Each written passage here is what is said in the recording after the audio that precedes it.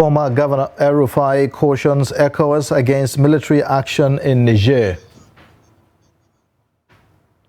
EFCC prosecutor frowns at continued detention of suspended EFCC chairman Abdurrashid Bawa. Osun residents falls federal government's 5 billion naira palliative. And on the foreign scene, former Thailand PM jailed after returning from 15 years exile. These are the headlines on Trust News Update. I am Ayuba Ila. Thanks for joining.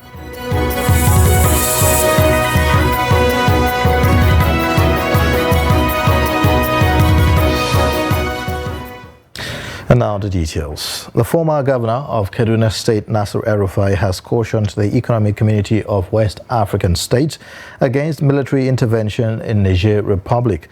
The ECOWAS defense chiefs had on Thursday pledged readiness to participate in a standby force that will restore democracy in Niger after generals toppled and detained President Mohamed Bazoum. In a statement via X, formerly known as Twitter, El-Rufai said, quote, "As ECOWAS beats the drums of war, I recall the 1970s rock classic by Dire Straits, Brothers in Arms, because a war within our sub-region is a war between brothers. Indeed, the people of Niger Republic are one and the same with those living in northern Nigeria." Niger's presidential guards, led by Abdurrahman Chani, toppled President Mohamed Bazoum on July 26, prompted ECOWAS to give the junta a 7-day ultimatum to reinstate the president or face sanctions, including military action. A senior lawyer and prosecutor with the Economic and Financial Crimes Commission, EFCC, Rotimi Jacobs, SAN, has joined the call for the release of the suspended EFCC chairman, Abdurrashid Bawa. Bawa has been detained since June 14 and remained in the custody of the security agency. In a statement, the senior advocate of Nigeria cited relevant provisions of the Administration of Criminal Justice Act 2015 bordering on remand order to show that the continued detention of Bawa could no longer be justified in law. According to Jacobs, the maximum period in which a suspect can be detained in Nigeria through a remand order is 56 days, but Bawa has been in detention for 68 days, contrary to the rule of law. Jacobs says that this must be condemned by all lovers of democracy. The senior lawyer's call comes after human rights lawyer Femi Falana made similar calls for Bawa's release in the absence of formal charge. Minister of Information and National Orientation Idris Malagi has assumed office after formal inauguration of the Federal Executive Council by President Bola Tinubu on Monday. Similarly, the Minister of Arts, Culture and Creative Economy, Hannatu Musawa, and that of Tourism, Lola Ade John, also assumed duties at the Radio House in Abuja.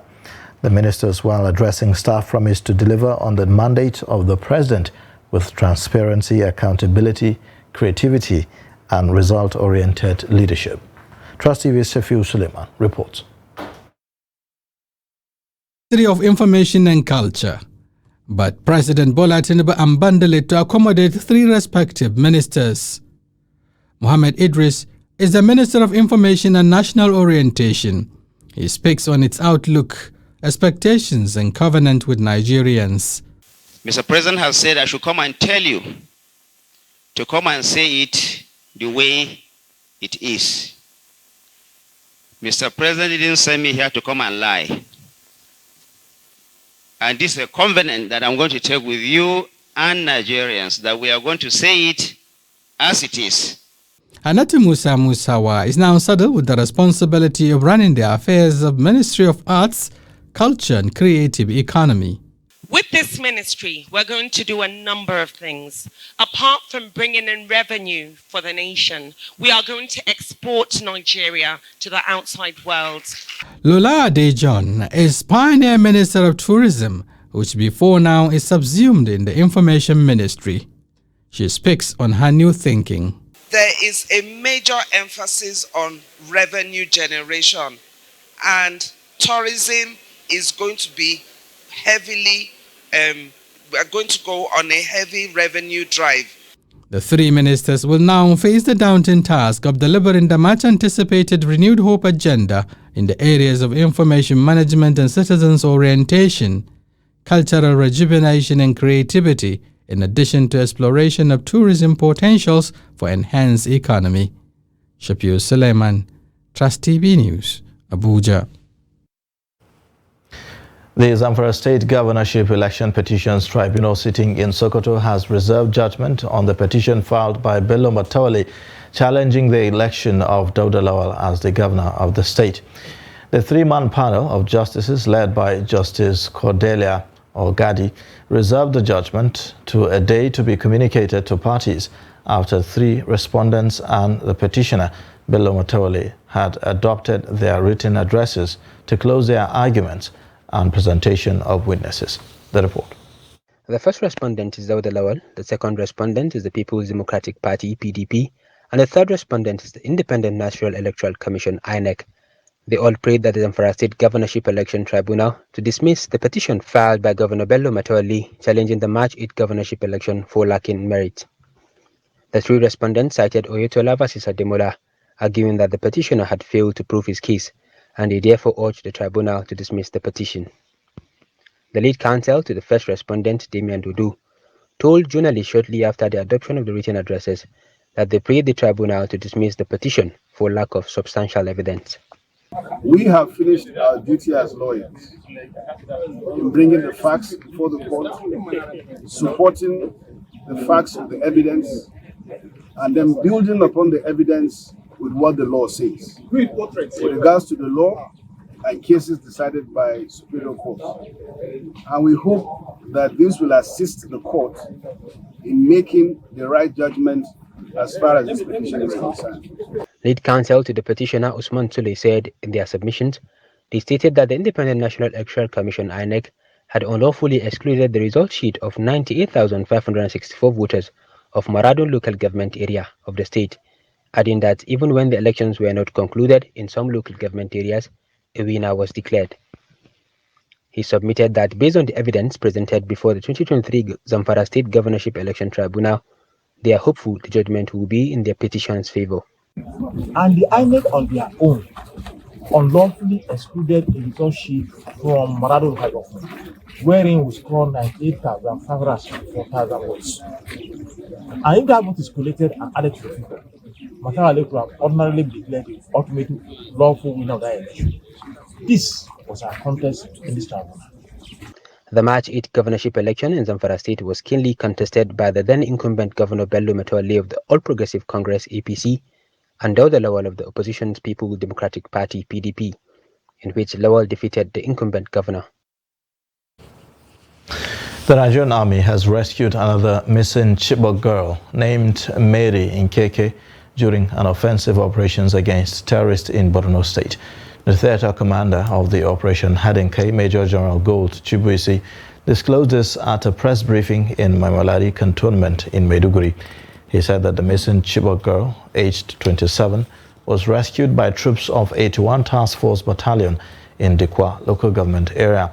While assuring that the remaining Chibok girls will be found, he added that the rescued Mary Nkeke will be handed over to the state government.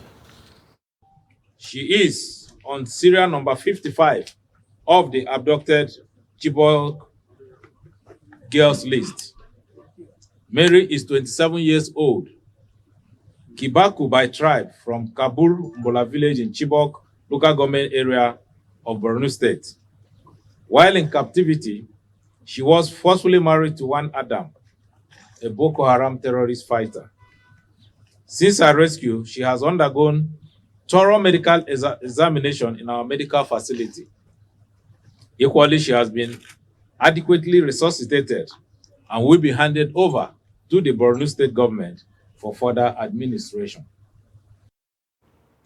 The National Union of Miners in the Northeastern Zone have decried the setting up of a committee by the Taraba State Government to stop people from mining in the state.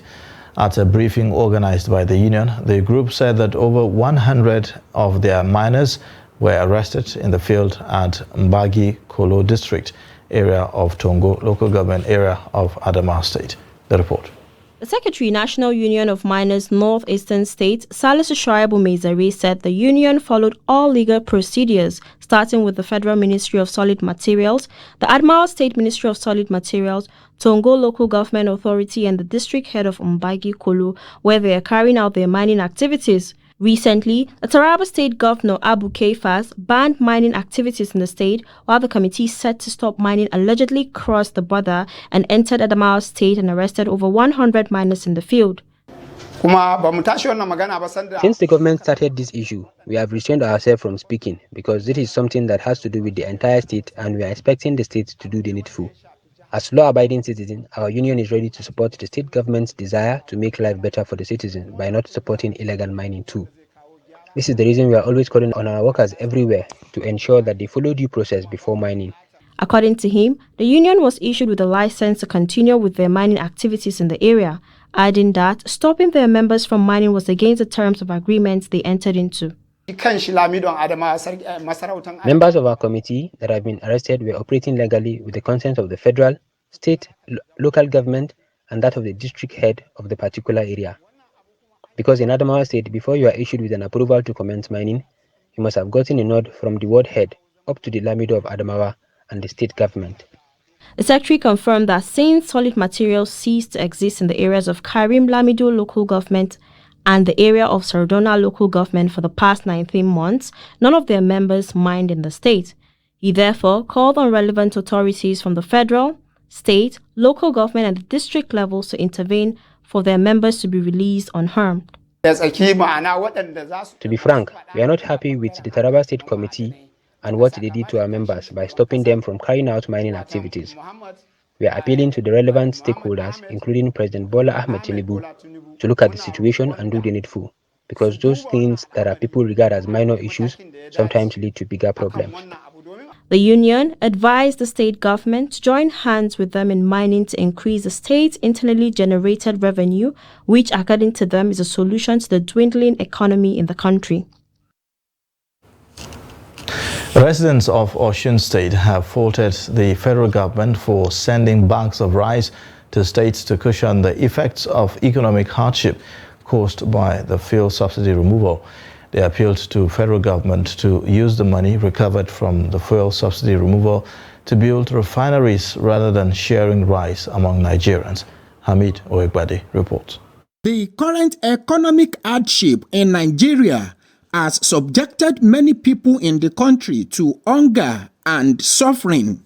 In a bid to cushion the effect of the economic hardship, the federal government sent bags of rice to state governments for distribution to the poor. But for Remi Adekunle and Fele Asho, sharing rice cannot be the solution to the hardship and suffering in the country. So they should help us to build the refineries. They should not share the food for us. We don't need their food. What we need from them is to use the money to build the refineries for us so that the price of the petrol will go down. Everybody will benefit from that one. Rice cannot serve as adequate palliative for Nigerians. Nigerians are so hungry more than all this rice distribution. How many bags of rice are given to the states? How many bags of rice will the state distribute to each family? Keeping that rice is just a mere wasting of time. We saw what happened during the NSAS. Some palliatives were given to state government. They kept it. A lot of them got spoiled. The total number of rice allocated to Oyo State happened to be 3,050 kg rice. And out of which we have received 2,400 so far. The residents advised both the federal and state government to devise strategies to stabilize the economy for the betterment of all Nigerians. Hamid Oyegbade, Trust TV News, Oshogbo. You're watching the news update on Trust TV. Coming up shortly, we take a look at measures taken to cushion the effects of subsidy removal. Details and more after the break.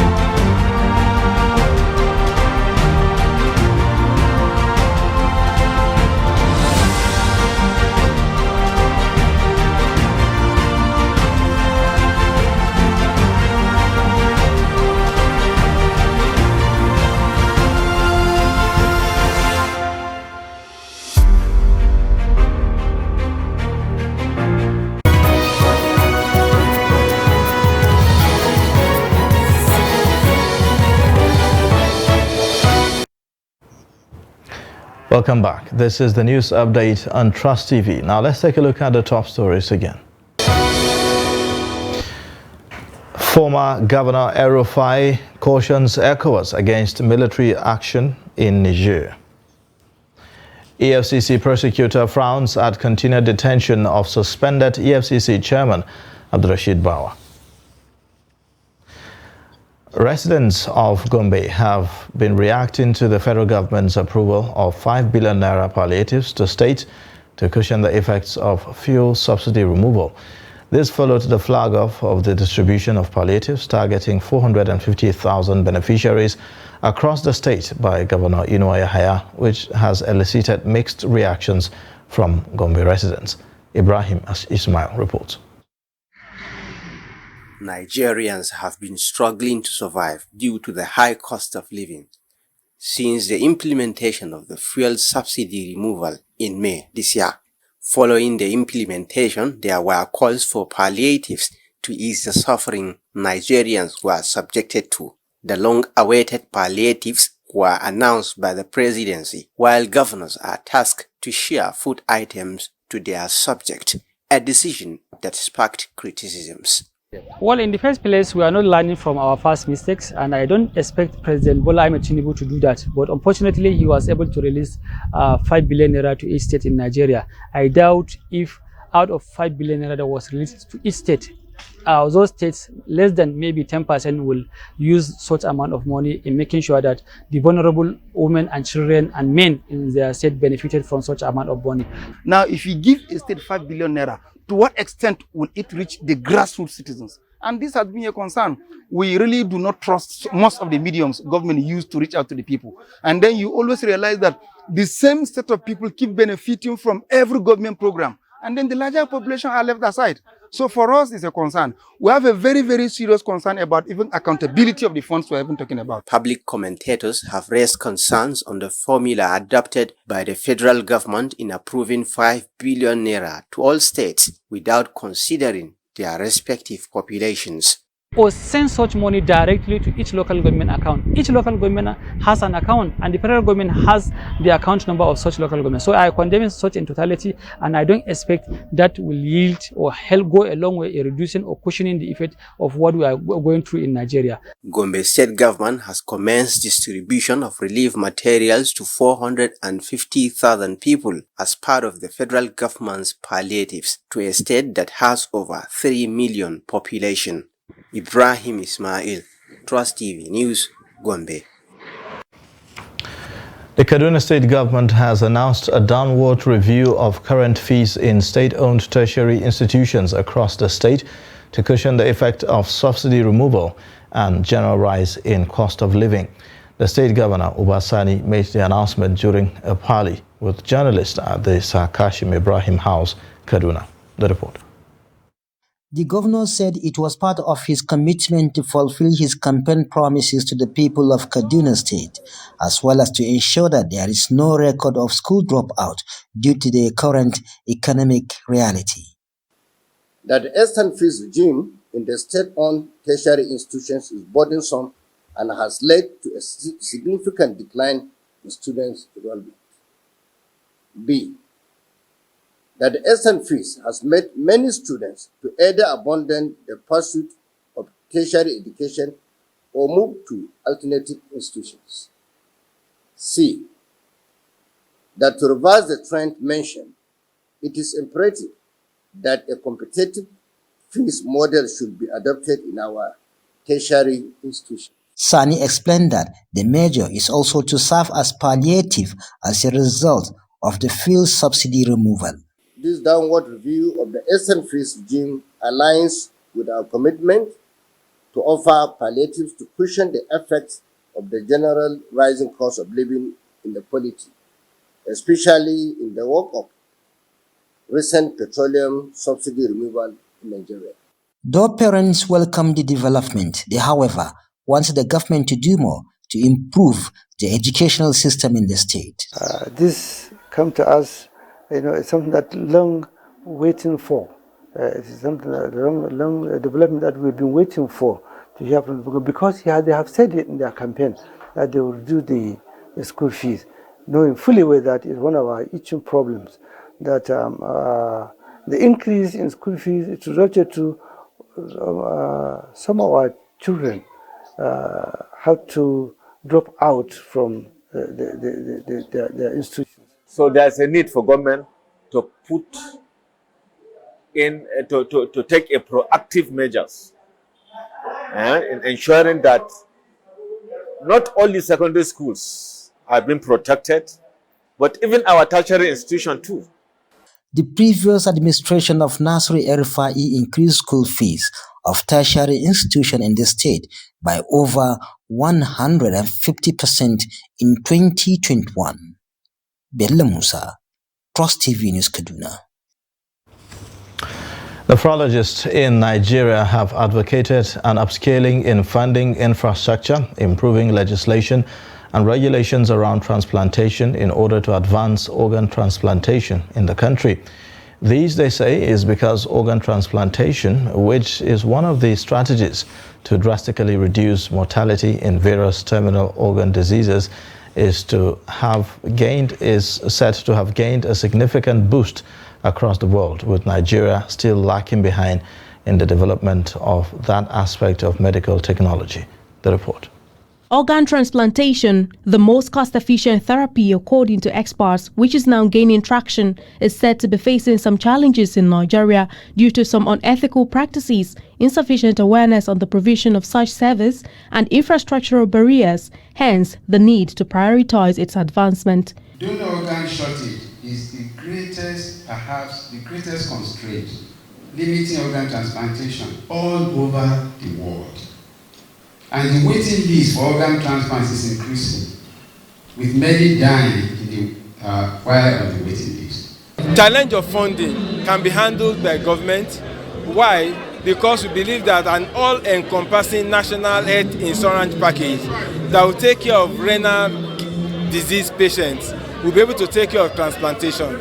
So if we have such, the premium may be increased a little bit, may not be in the premium that is charged to other patients, but to then be able to take care of them when they have renal disease. With Nigerian National Health Act recommending that organ donation and harvesting be regulated following the 2008 Istanbul Declaration, experts say there is need for improvement on regulations, whether for living or diseased donations, among other measures. The future is disease donor transplants and xenotransplantation, that's xenografts, that's getting the kidneys of pig.